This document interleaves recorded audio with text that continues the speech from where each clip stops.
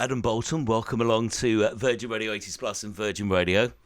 Well, thank you for having me. It's a pleasure. It's great to meet you. I feel like I've watched you break every single big story of me growing up. Every time something big was happening, you were usually somewhere live on television covering it, and it's amazing to say hello and to be working in the building. Yeah, it's been 40 years on telly, starting with breakfast television and then going through Sky, and now it's great to be in this building, and we're all one big family, aren't we? Yeah, it's amazing. Here in London Bridge. It's funny how things kind of work out in the end, isn't it? And I know you're working with lots of brands. You're like a kind of like a contributor, aren't you now? Yeah, I present on Sunday morning on Times Radio, but then I do things on Talk TV, and then quite a lot of writing as well. So I'm getting around. I'm liberated from one employer, if you like. Yeah, it was amazing. You look like you're having a great time, and it's nice that you're working here with us at News HQ. Now, the first question is,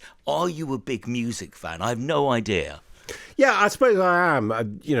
Music is the soundtrack of all our lives, isn't it? And I had to, when you said talk about the 80s, I had to sort of work out what were the songs in the 80s and all, and look at it there. And in fact, tonight, strange enough, I'm actually going to, of all things, Diana Ross. Really? Who's at the Albert Hall. Which would be interesting. I think probably the last time I've been, my Angie, my wife, is a great retro music 60s fan, so I've been seen to a lot of these vintage acts now. Do you want to start with Diana Ross, seeing as you just mentioned you put Muscles down on your list? I did, yeah. I put Muscles down.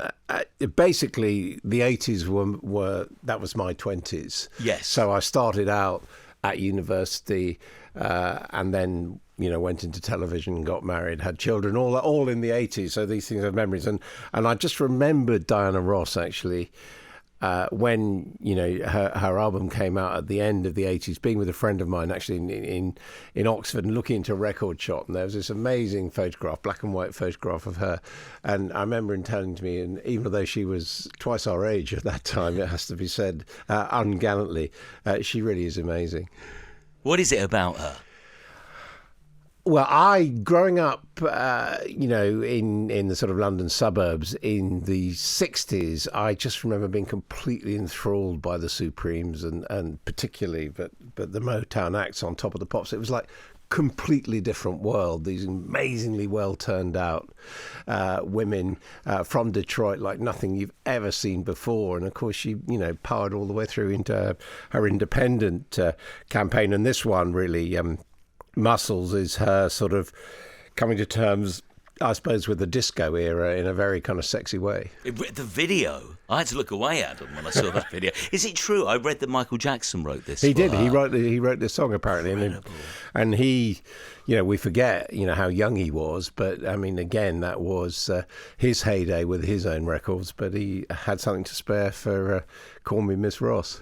You said your career started in the 80s, didn't it? There's some very young pictures of you, when I Wikipedia'd you earlier, of you on screen at TVAM, which I remember because it was you and Kay Burley, wasn't it? It was. I mean, it was great, TVAM, because that was just when, multi-channel was starting and had breakfast television for the first time and Channel 4 for the first time. And TVM in Camden Lock was great because they were looking for unblooded talent. They just wanted to get young people and give them an opportunity. So we grabbed that very much with both hands. So what was your role when you started there?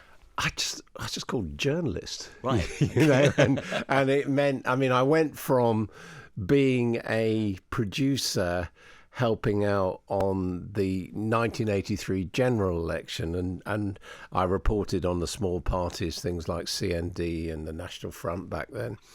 And then because I worked on Outside Broadcast, Greg Dyke, who was running the station, said, "Oh, you can work on By the Seaside with Chris Tarrant." And that was the thing, going around the country, interviewing people, trying to find 5 acts a morning on the beach. Wow. So you've done it all. Yeah. That's amazing. Then which song should we go for next? Well, let's. We're sort of going through almost chronologically, aren't we? Let's talk a little bit about Bonnie Tyler, because one of the reasons I've chosen some of the people on the list is because in my sort of random career as a political journalist, I've ended up interviewing quite a lot of these people. Really? Yeah. And I remember interviewing Bonnie Tyler. I had a producer, I think, who used to like putting me up against rock stars and rockers because she thought I didn't know very much about them. How did you cope? I coped very well. I mean, Bonnie Tyler, real force of nature. Yeah. You know, amazing voice as well. There's this kind of strong, powerful Welsh voice. Yeah. And people may not know that about it. It's interesting. So this would be a good point to ask you. Who else have you interviewed that possibly, if people have grown up with you as a political expert, editor, correspondent, we wouldn't know this stuff? I mean, which other names? Oh, well, people are always trying to, sort of broaden it. You know, you sometimes get on television at the end of the show, you get people playing music. And I mean, on this list, as I say, Bonnie Tyler I've interviewed, Mick Hucknall, who I also knew as a political campaigner at Simply Red. I didn't interview Paul Simon. I remember bizarrely being in a hotel interviewing Art Garfunkel with all the sort of tiny hotel room with all the furniture picked up in one corner. John Bon Jovi I interviewed, Neil Sedaka, loads of people. Not Diana Ross, I'm sorry to say. But you did with Bonnie Tyler, though. I did interview, and of course, Bob and Bono. Wow. Did a lot of them, they're campaigning on the first of all Live Aid and then moving on to the debt issue. So you get to see all these people, and Bonnie Tyler just completely out of the blue suddenly turning up in the studio, and I think she was wearing red leather. Of course, what else? Of course, not to let you down. Culture Club is next on your list. Adam Boulton's here on my 80s playlist. Tell me about Boy George, and why have you picked this song? I picked this song because, as we were saying, my career started at TVAM in Camden Lock, and back then, just down the road was the Camden Palace, and that kind of Boy George and Captain Sensible was very much the mood of Camden Market. Whenever you went outside, you used to see them quite often, see the stars around. And I think this was a kind of breakthrough song for a more liberal attitude to sexuality and all the rest of it. And Boy George very much embodied that. And of course, at the time, politically, Section 28 about the Conservative Party worried about education, about homosexuality was coming out. So this expresses it, and it's a good song too. And bearing in mind this song, it's amazing, isn't it? 40 years ago this came out, and like you say, the 80s and the Margaret Thatcher era, very different times to what we're living in now. And Boy George, you could say, was like a trailblazer, wasn't it? Yeah, I mean, it was seen as, his lifestyle. Now we'd accept it, but it was almost seen as a challenge to the government almost, and a lot of the things that we were doing then. I mean, Timmy Mallet was a colleague. He was on the Wide Awake Club. On the Wide Awake Club, exactly. And Chris Evans used to come in and actually watch Timmy Mallet as a sort of volunteer work experience to sort of learn from Timmy Mallet. So that this expresses that period of the 80s, that kind of very brightly coloured, quite jaunty period. Did it feel at the time when you were working for TVAM, because we now look back at that period as quite a special, it was quite a very kind of almost like I don't know, an atmospheric time, a time when new things were happening. They were trying different ways. We hadn't seen like Mallet's Mallet and stuff like that, but also we hadn't seen a show like TVAM. Did it feel like you were onto something special at the time? Well, we were kind of inventing it. As I said, I was just called a journalist, and literally we'd sit around, everyone in the office, from the boss who became Greg Dyke, he's the man who really shaped it together, every morning just have a meeting and say, well, what should we do? And it might be the Israeli invasion of Lebanon, or it might be Diana Dawes' weight loss tips or whatever. And we just thought, well, shall we try this? Shall we not try that? And Amazing. I think what emerged from that became not just breakfast television that we now know, but also daytime television. Things like This Morning, like the original kind of magazines. Grew out that. Yeah. And it was exciting because as I say, they weren't looking for people necessarily with experience. So there are, tremendous number of people who've gone off in all sorts of different directions. Young people just, finding their feet in television. And the truth was, it was a bit of a disaster in management terms. And I think we got through 5 editors in a year, and the grown-ups were arguing amongst themselves, and it was just up to us to get it on the telly, as it were. So was it fun? Yeah, it was tremendous. Yeah, it was absolutely. I mean, quite extraordinary. At whatever I was, age 23, starting out interviewing the Prime Minister on Margaret Thatcher on a fairly regular basis, and other cabinet ministers. So it was a great opportunity. Okay, what are we going to go for next? Adam Boulton's. I'm loving this. Are you? Yeah, I've still got fun, about fun. 1,000 questions to ask you, but we must focus on another song. You going to play Madonna? Yeah, why not? Madonna with Michael Jackson, I suppose. Madonna was the high priestess, wasn't she, of music in the 80s. And I remember, people fighting. I never actually interviewed her, but I remember people fighting over access and the extraordinary way in which, she could mobilize the public. And again, what I like about some of these songs I've chosen is that, the lyrics are intelligent. They have a point. Yeah. And, Papa Don't Preach absolutely about that.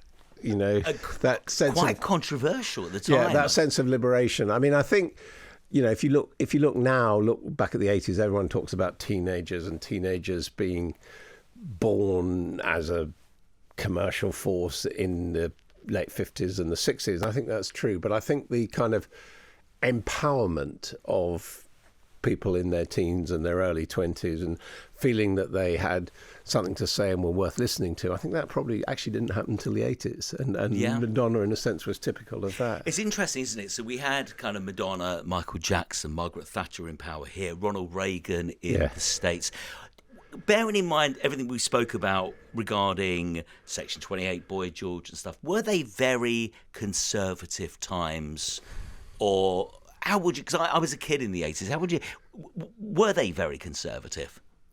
Well, I mean, we've already mentioned money's too tight to mention. I mean, there was less wealth. There were a lot of unemployed people. What it was, though, it was still an analog era. You didn't have your mobile phone or your access to Spotify or whatever. You actually went out and bought records or listened to the radio. And I remember when faxes arrived in the office. There was tremendous excitement that we could actually send bits of paper to the homes of the presenters and things like that. And then the arrival of pagers, and pagers. First of all, they just used to beep. And then you knew you had to phone a number, and then big excitement. We got alphanumeric pagers, which actually gave you a number to call, and then it became messages. That seems a million years ago. Yeah, absolutely. I mean, and so we were. It was a more intimate time. It was a more face to face where people really felt about things, and of course, we also had a story I reported on early on, which was quite extraordinary, which was the miners' strike, which was about the deindustrialization of Britain. And it was it's a sort of story I like reporting because you could see the point of both sides. Arthur Scargill was right that this was going to be the end of a community and the breaking to a certain extent of trade union power. Mrs. Thatcher, ahead of her time, was right that deep mine coal was not great for the environment, that it wasn't really cost effective, and Britain needed to move on, and seeing those arguments come together into the real lives of communities was absolutely fascinating. Yeah. Thank you so much for joining us on 80s. Just to sum up the 80s, how would you sum up the 80s in Adam Boulton style when you look back on that decade? Well, just one we haven't played yet. I just mentioned it. Simple Minds, don't you forget about me. Oh yes, okay, yeah, go on. Yeah, now I've got to mention Simple Minds, Don't You Forget About Me, because one of my very good friends in Scotland is Bruce Finlay, who was the manager of Simple Minds at their height, and as he always says, they didn't want to perform that song because they hadn't written it, and it was his idea, and of course it's their biggest hit. So yes, so really they weren't keen. No, they weren't keen at all. Wow. And you think about that song, and it's for so many people, that's the song, from the Breakfast Club, isn't it? And it's such a pivotal moment, really. Wow. So, and also, but to have that here and to follow it up with, I think, Alive and Kick It. I mean, incredible. What a back catalogue. Are you a fan of the band? I am. I have interviewed them as well in my collection of 80s stars that Katie, my producer, used to line me up with. I think they were a bit puzzled. They couldn't quite place me. But they knew I knew Bruce, but they couldn't kind of work it out. Did you go to gigs back in the 80s? Would you go clubbing, or do you go to gigs now? Tell me. Well, I think in the 80s, certainly in the early period when I was still a student, it was, kind of pub gigs rather than anything spectacular. I did once go to the Reading Festival when Patti Smith, I think, was headlining. What was it like? Did you enjoy it? Yeah, it was great. It was great. I live quite near it. I mean, that's the 70s. We don't want to get into that. But, I mean, that was when I was a teenager. I remember... there was a bloke at school that used to say, anyone want to come and hear this band called the Sex Pistols? And we'll say, what? Really? never went. And you didn't go? Paul Simon, what a song this is. A video, a song. Yes, tell me more about this. Well, that album, which I can't remember what it's called, that came out in the middle of... Is it Graceland? Yeah, Graceland, yeah. I mean, fantastic album. And what I remember of it is, again... sort of music you hadn't heard before, and I do remember getting Lady Smith Black Man Bando into the studio and having this sort of great choir performing in our small news studio, and I just think Paul Simon is again a fantastically clever musician, although he doesn't have the voice of Art Garfunkel at all, who I was talking about interviewing earlier on. I remember being at the Democratic Convention when Paul Simon performed Bridge Over Troubled Water singing, and you wouldn't want to hear that again, honestly. Really? Was it bad? Well, it wasn't Art Garfunkel, let's put it... That's very polite of you.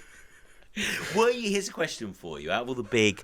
pivotal moments in the 80s, Live Aid, the Nelson Mandela concert. Were you there? Did you cover those big events? I was at, Live Aid was the second one, wasn't it? Yeah, I was at Live Aid. What do you remember? Bono sent me a pass or whatever to really? go to it, because as I said, because we were doing so much political stuff together. I mean, I do remember Pink Floyd, and I'm not a fan of Pink Floyd. That was what I really, really, really remember about that concert. And it was one of those moments which always interests me when, popular culture and political culture is coming together. Mm. And it does, and when it happens, it's quite a thing, isn't it?